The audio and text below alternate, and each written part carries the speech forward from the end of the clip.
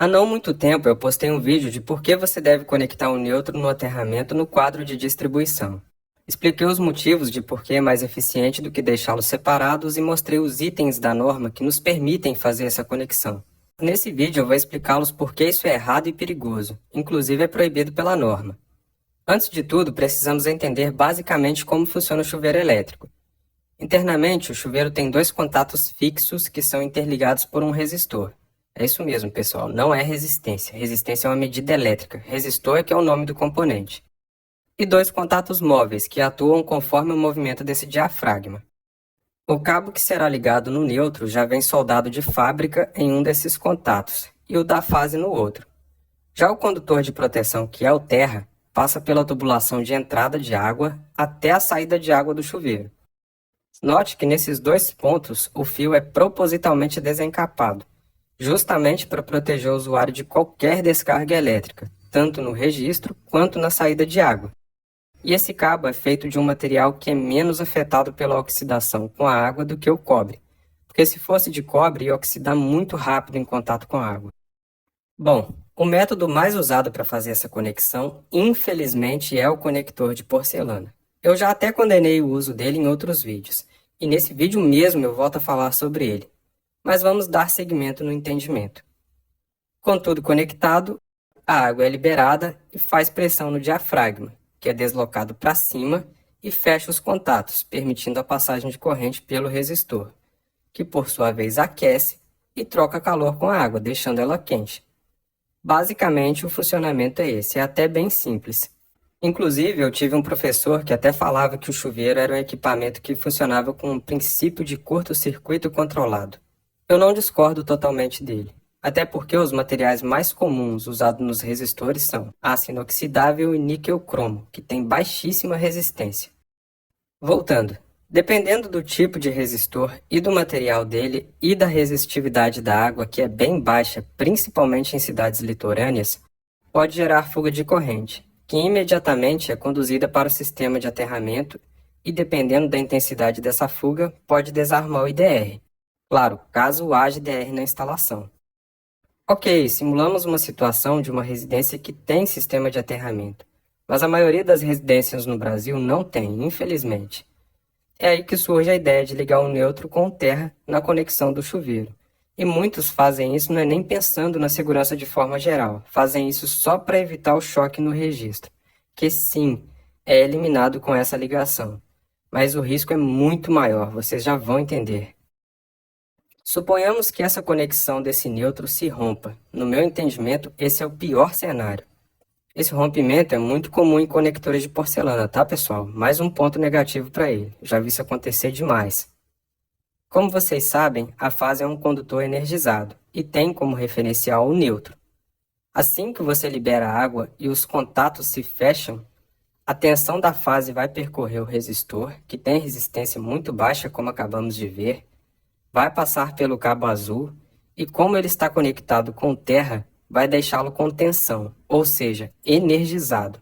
Logo, um condutor que inicialmente tinha a função de te proteger, agora tem potencial de te eletrocutar com esse tipo de ligação, justamente porque ele está energizado em contato direto com a água, e a água está em contato direto com você. Olha o risco disso. Muitos podem argumentar que a água não é um bom condutor e ainda tem o gotejamento da água entre o chuveiro e o usuário. Mas você confiaria a sua vida e da sua família nesses argumentos? Pois é. Além dessa demonstração, que já deveria ser mais do que suficiente para te convencer a não usar essa adaptação, tem mais. Vejam o que aconteceu comigo. Recentemente, tive que ficar em um hotel e olha o absurdo. Conectaram a fase no terra do chuveiro, energizando a água diretamente.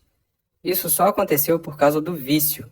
Possivelmente quem fez essa instalação está tão acostumado a conectar o nêutron no terra do chuveiro que nem percebeu que conectou a fase no terra. E como eu sei que é fase e não nêutron?